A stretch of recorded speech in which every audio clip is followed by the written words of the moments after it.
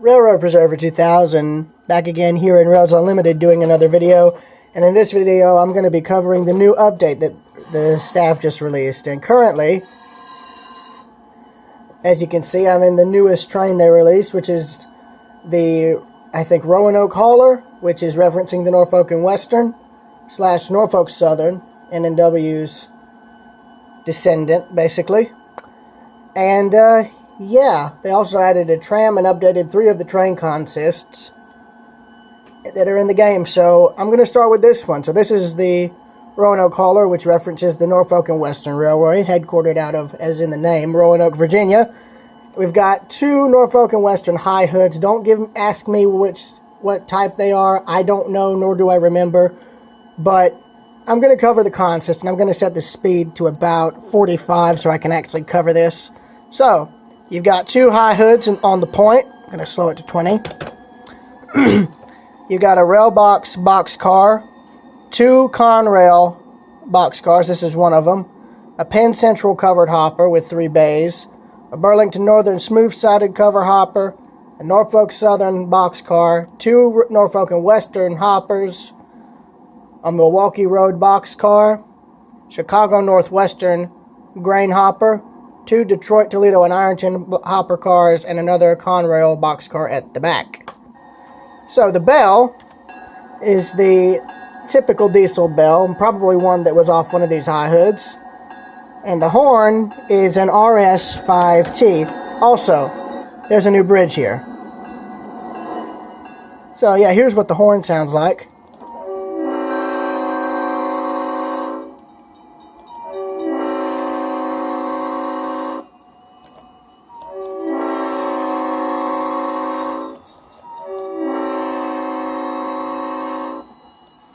Yeah, so that's an RS5T horn, for those of you who don't know. Whether or not Norfolk and Western used those on their high hoods, I really don't know. But I'd imagine they would have used them. Probably RS3Ls and maybe even Nathan P5s, which is what the Southern used. I really don't know, and this is a nice bridge. Yeah, they also updated the bridges too, so there's new bridges on the map as well. We passed under one of them. And there's another that's meant to be the Norfolk and Western's bridges.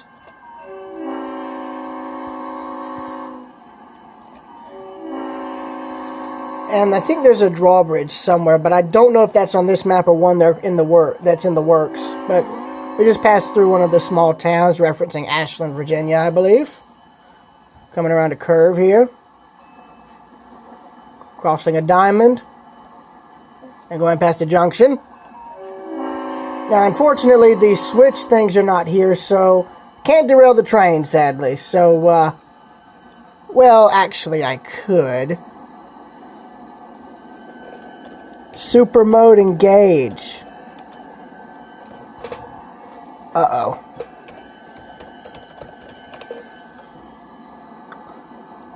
My God, the lag. Hang on, let me go and close a few things here. Steam, I don't need that at the moment, so that's good. 90, screw that. We need to go faster. We're running late. Brake 1,000. Direction. Move that out of the way. And off we go. Oh, I think it would help if I hit 0 too. Yeet. Instead of cargo moving people, we are cargo killing people.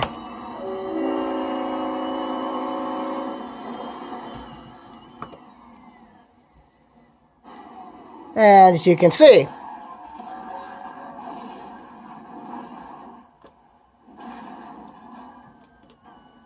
well, that's how the NNW died, ladies and gentlemen. So, next train. Alright, I'm back, and now I've got the Norfolk Southern variant. Only difference with this one is the locomotives. They're just in the Norfolk Southern livery.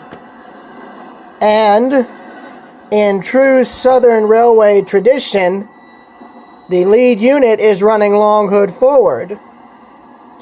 Now, the reason the engine's running long hood forward is because in the Southern Railway days, it was thought that running long hood forward would give the crew extra protection. And because of that, the engine had dual control stands, which prevented the engine from having to be turned. So it could run, you know, long hood forward or short hood forward. Short hood being where the sand dome is there.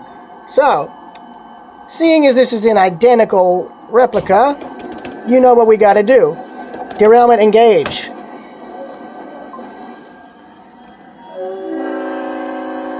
This shouldn't take too long. Let's see, yep. And all the cars are coming straight through the engine. Yep, there we go. That didn't take too long. Next train. Alright, so we now have the Eastern Local, which is the updated version.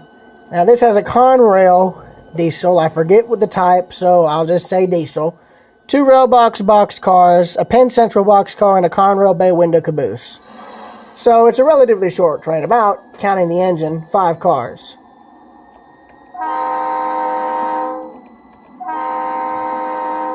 Horns and RS3L, I believe. I could be wrong. Bell is identical to the one used on the high hoods. Now, from what I recall and heard from the devs, the chassis system in Southern may make an appearance later in the game, or whenever they're able to model them. So that's going to be interesting. And I've seen plenty of Southern Railway bay window cabooses, so they should have plenty of reference material.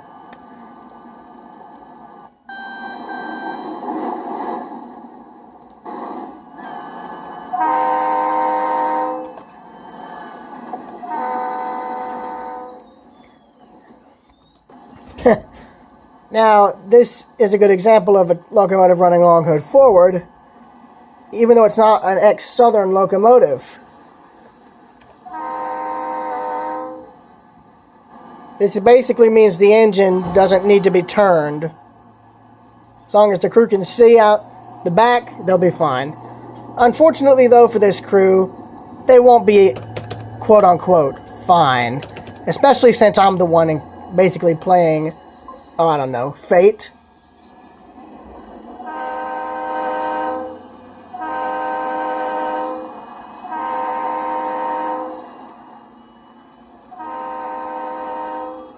This ain't gonna be too good. Do-do-do-do-do-do-do. There we go.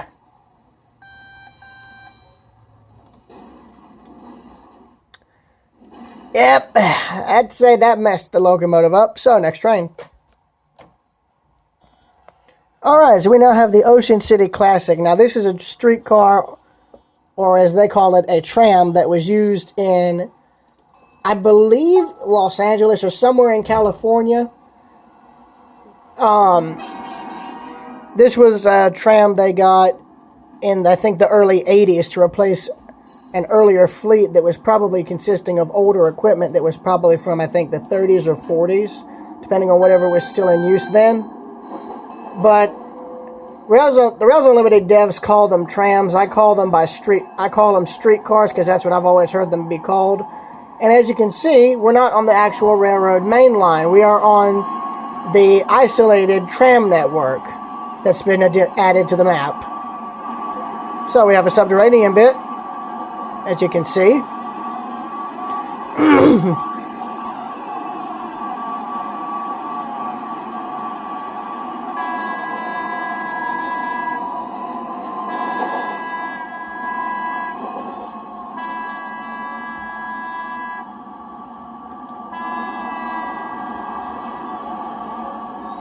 Yeah, the consist is consisting of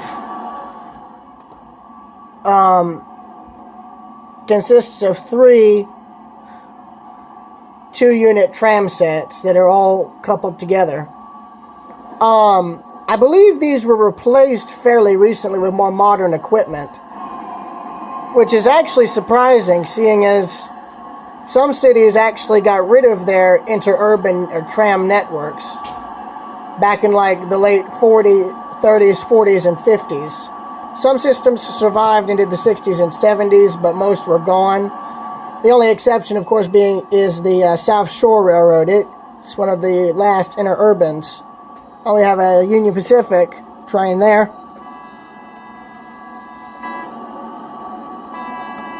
which we just literally beat.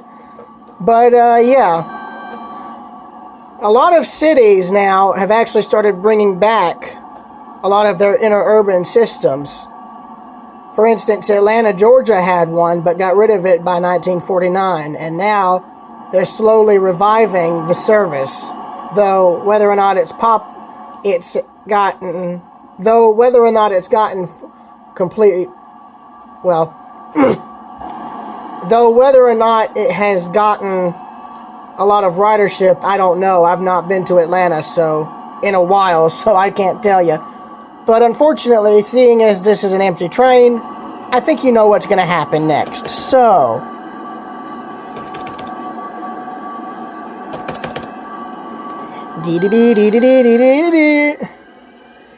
this tram's going ludicrous speed, boys. Oh, and it goes off the bridge and out of there. And it's... oh god, it's under the map. Okay then. Well, yeah, I looked at those other two trains when I was off camera, and I think those two that I thought were updated actually were ones that Jesse and I had already checked out. But here's the tram line. As you can see, it runs down the street, literally. So,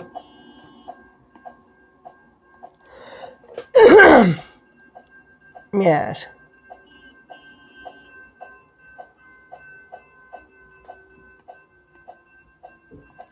Oh, and they also updated the crossing signals too, so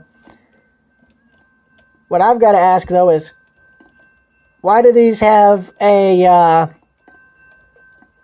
modern bell sound even though they've got a mechanical bell on top? Oh well. Yeah, I need to call the staff team, because even here we have a gate malfunction. Go figure. That's funny. We actually have a gate malfunction in Rails Unlimited, everybody. But I just noticed they have the flashers, the blinking flashers. So that's interesting. I think this is the first time I've ever seen those.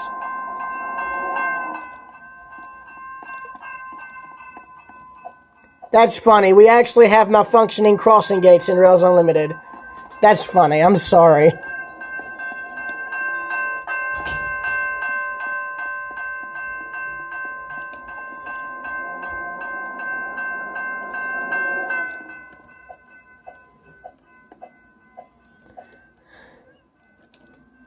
Yeah, there's literally no train coming, so I don't know why those would be activated, but that's pretty much it. So I will see y'all later, and if Jesse and I are able to record later on, well then, you'll have a better view from his perspective. So, yeah, I will see y'all later.